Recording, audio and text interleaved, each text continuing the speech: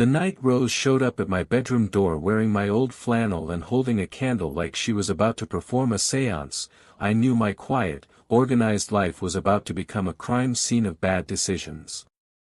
The whole neighborhood was under a storm warning. That was the reason she gave.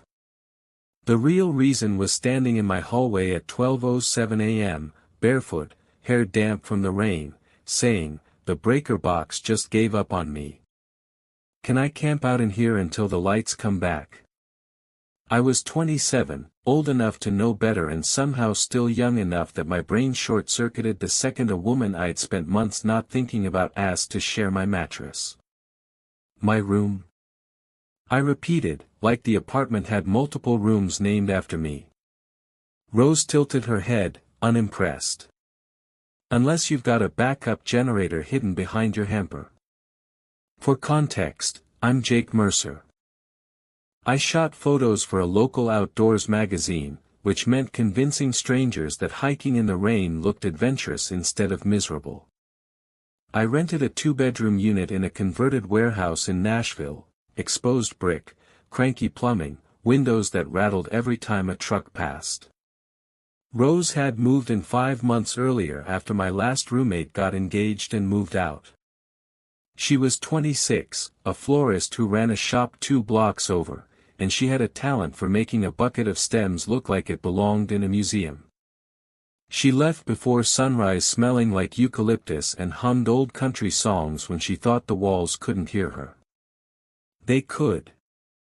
And because I wasn't a total idiot, I'd spent 5 months pretending I hadn't noticed how she bit her lip when she concentrated, or how empty the apartment felt on the nights she worked late. We had understandings, not rules, worse. Separate grocery shelves, separate laundry days, absolutely no complicating things between roommates.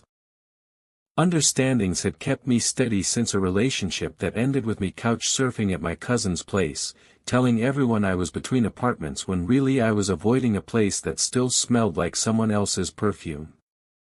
So when Rose stood in my doorway asking to bunk with me, every rational nerve said stay calm. Unfortunately, the rest of me had other opinions. "Whole breakers out?" I asked. "No, Jake. I lit a candle and wandered your apartment at midnight for the ambience. Just checking. I contain layers." A drop of rainwater slid off her jaw, and I suddenly found the doorframe extremely interesting. "Okay," I said. "Come in." Her whole posture eased, faster than I expected. "Thanks," she said, quieter than her usual tone. That was the thing about Rose, she joked like nothing could touch her, but every so often her voice dropped and you heard something tired underneath. My room was not ready for visitors. Camera gear on the floor, a mug of cold coffee on the nightstand. The candle threw shadows across the ceiling while rain hammered the window. We both looked at the bed. One bed, queen-sized, in the generous way a parking spot is technically big enough if nobody's honest with themselves. "I'll grab the couch cushions," I said quickly. "Jake, your couch has a tripod and what might be a fossilized granola bar. Sentimental value. I'm not kicking you out of your room. I'm not making you ride out lightning alone. I didn't ask you to be a martyr. I asked if I could crash in here." The words just sat there. In here. Not the apartment. She caught it the same second I did and looked away. "That came out weirder than I meant," she said. "It's fine. I have a wedding delivery at 5. If I don't sleep, I'll hand somebody a bouquet held together by spite. The bride's already nervous around you, I bet." As she should be. She laughed softly, then rubbed her eyes, and for a second she looked smaller, not fragile, just worn thin, like the storm had stripped away her usual armor. I handed her a clean shirt. "Take the side by the window." "What about you?" "I'll take the other side." You sure? No. Yeah. She studied me a beat too long. You always do that, act like nothing costs you anything. It's half a mattress, not a kidney. You know what I mean. I did, and I hated that she'd clocked it. Most people got easygoing Jake, low-maintenance Jake. Rose had apparently been paying attention to the footage nobody else saw. Maybe I'm just generous, I offered. Maybe, she said, gaze lifting, warmer. Or maybe you think if you never ask for anything, nobody can let you down. Thunder rolled over the river. I run a flower shop. I read people the way I read stems, for the cracks. She disappeared to change and came back in my shirt and sweatpants, hair drying in waves. Don't, she said, catching my look. I didn't say anything. You had a face. Strange seeing you in my clothes. Bad strange. There it was again, that small opening. No. Not bad. Her eyes held mine, and then the candle guttered as a gust rattled the frame so hard the building flinched. The hallway light died too. Total dark, except the one candle. Jake, she whispered. I didn't only come in here because of the breaker. My pulse kicked. I could have ridden it out on the couch. Called my sister, 10 minutes away, reliable spare room. And a golden retriever who barks at thunder. Fair. I came in here because I wanted to. Here as in my room, I said carefully. There's that clarifying instinct again. I'm trying not to misread you. Maybe I want you to read me exactly right, for once. I sat down, leaving a careful gap between us. Responsible distance, I said. I could add a fence, she said, glancing at it. Decorative wildlife, even. She laughed, and something loosened in the dark. Remember the week I moved in? You labeled the spice rack. You put paprika next to the cinnamon. Crime scene waiting to happen. You also left a note on my door about a haunted radiator. I kept it. I blinked. You what? It was funny. I'd just gotten out of a 5-year relationship that ended over text. Everything I owned was still in boxes. I cried in the cereal aisle because I couldn't remember which brand was mine. My chest tightened. She'd moved and laughing fast, acting like she traveled light because she liked her freedom. I'd believed the performance because it was easier than looking closer. That note was the first time I'd laughed in a week. Rose. I didn't know what to do with being someone's small safe thing. You weren't supposed to know that. I'm very emotionally unavailable, remember? Terrifyingly so. The room had gone warm and close, nothing to do with comfort. Rose's knee touched mine. Neither of us moved. Is this where you ask if I still love him? No. I was going to ask if he was an idiot. Colossally. Then I'm caught up. Her smile faded slower this time. He never chose me first. I got good at needing less because it made things easier. Eventually I stopped needing much at all. Something in me recognized that shape exactly. My ex didn't like need either. For years, and by the end I'd turned into furniture. Useful. Quiet. Always in the room. I hate that. Me too. And now you photograph rainstorms and label spice racks. Devastating, I know. I'm not easy to impress, Jake. I've noticed.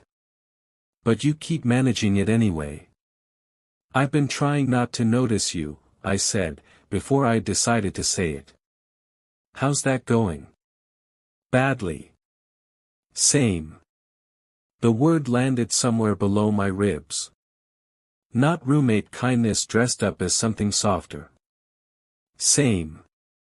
I moved a damp strand of hair off her cheek, slow enough she could stop me. She didn't. If we do this, we live together. It gets complicated. I run a flower shop out of a shoebox and survive on caffeine and spite. Complicated doesn't scare me. I'm not asking for a 5-year plan tonight. I came in here because I was cold and wanted to be near you, and that terrified me enough that I almost turned around in the hallway. My hand found hers. I'm glad you didn't. You're doing the calm thing again while your heartbeat tells on you. Traitor. I like it. Can I ask something? If I lie down, are you going to hover on the edge of the mattress all night like a nervous chaperone? Probably. Don't. She lay back, facing me. I blew out the candle and lay beside her, our hands linked. This beats the couch, she whispered. Even without power. Especially without it. I lifted our hands and pressed my mouth to her knuckles, small, deliberate. She tilted her face up until I felt her breath against my jaw. Jake. Don't stop at my hand next time. Lightning split the sky white, thunder cracking hard enough to rattle the window. She startled against me, then laughed, breathless. Maybe the storm has decent timing after all. I kissed her, careful at first, a question. She didn't let it stay that way, sliding her hand to the back of my neck, kissing me like every morning of stepping around each other in the kitchen had been leading here. When we broke apart, both of us breathing hard, she said, that was not in the roommate agreement. We never signed one. I initialed it emotionally. Won't hold up in court. I know a florist who bribes judges with peonies. I kissed her again, slower. I don't want this to be a storm thing, she said. Something we blame on weather tomorrow. It's not. I've wanted to take you to dinner since you argued with the delivery guy about wilted tulips. You remember that? You called him a menace to horticulture. He deserved it. That's the problem. You care about everything like that. Her teasing look dissolved. I don't want to be the guy who kissed you during a blackout, I said. I want to be the guy who takes you out once the lights are on. She went quiet, touched my face gently. There you are, she whispered, and kissed me once, slow, and said yes to all of it, dinner, the lights being on, and for tonight, staying right there with slightly fewer careful gaps between us. The power clicked back on near 3 a.m., the AC groaning down the hall. Rose groaned too, burying her face in my shoulder. Wedding at 5. You'll survive. At sunrise she left for her shop wearing my flannel under her raincoat, calling it collateral until negotiations conclude. 2 weeks later we moved into a bigger place with real air conditioning, and she taped a note beside the door, "This man sounds calm, but he loves loudly if you actually listen."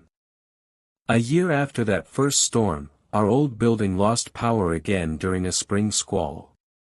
Rose read the group chat aloud from our couch, feet in my lap. "Third floor's melting again," she said, smiling. "Should we warn them?" "Warn them of what?" She looked up, eyes bright. "Be careful whose door you knock on during a storm." I pulled her across the couch and didn't let her finish the sentence. "Would you have opened that door? Have you ever had one small disaster turn into the best thing that happened to you? Tell me in the comments, I read every one. If you want more stories like this dropping every week, hit subscribe, and I'll see you in the next one.